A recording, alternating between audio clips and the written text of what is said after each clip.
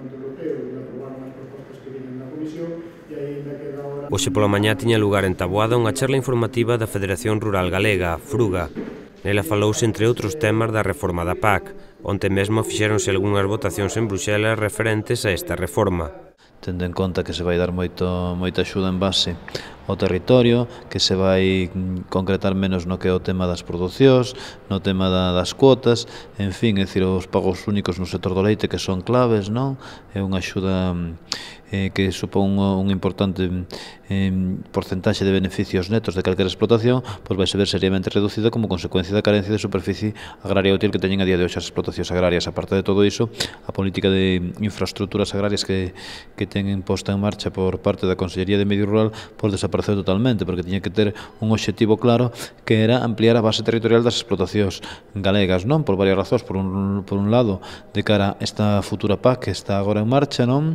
Porque se prima bastante en base ao que todo o tema do territorio e todo o tema da superficie agraria útil, non se puxo en marcha ningún tipo de medida que supuxera ese aumento da SAO, non? Da superficie agraria útil. Todo o contrario, todas as medidas que se puxeron en marcha por parte da Consellería de Medio Rural nos últimos tempos van destinadas ao contrario, van destinadas a reducción da superficie agraria útil nas explotacións, é dicir, desapareceu o Banco de Terras, agora aprobase unha lei forestal que permite a forestación de terras agrarias, no contrato de explotación sustentable, non? O CES, pois había axudas destinadas ao que era tamén a fomento de pasto permanente, de pasto arbustivo.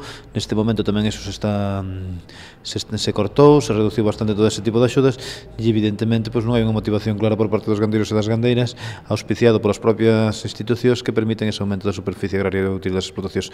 Eso, tendo en conta, como está ahora a PAC, neste momento parece que todas as axudas se van ir destinadas un pouco en base ao que é a superficie agraria útil das explotacións. Dende FRUGA tamén critican as reunións que manteñen a Administración coas forzas sindicais agrarias, xa que, segundo eles, non están solucionando ningún problema. As industrias interesalles pôr en marcha os contratos e a Administración para nada lle interesa que eses contratos sirva un pouco como un mediador. Que quero decir con isto? E explicando un pouco mellor. A día de hoxe, estáse falando moito de contratos leiteiros, non? Xa se leva falaba bastantes veces. Están aplicando a maior parte das industrias, cada vez máis. Pero que pasa con estes contratos? Que son contratos que os propios gandeiros non lles permiten para nada ter un marxen de incidencia no que respecta a fixación de precios. Trancho un precio e xe tes este precio, se che vale ben, non.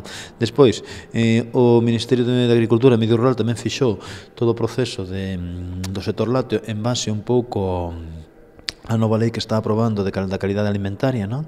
Unha lei que se aproba a nivel estatal e o proxecto de lei que se pon a día de hoxe non regula cales son os principios básicos que poden facer que as relacións de produción entre produtores, entre gandeiros e industria teñan un marxen aceptable. Que quero decir con eso?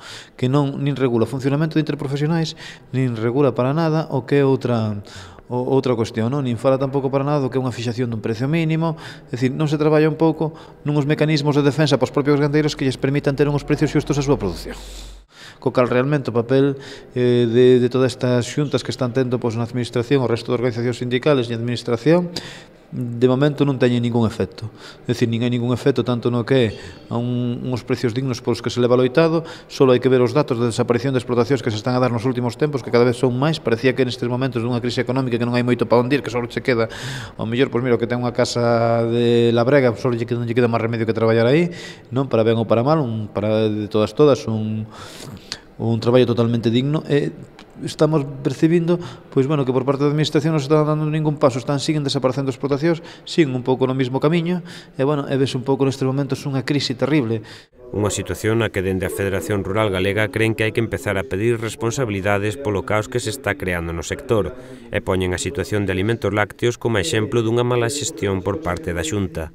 Vemos que en 3 anos de funcionamento, 4 de funcionamento, xa ten unhas perdas de 15 millóns de euros e a Xunta de Galicia pon aí 9 millóns de euros. É dicir, despois unha cantidade de gandeiros grande, falas en torno a 1000 gandeiros que teñen débedas desa empresa.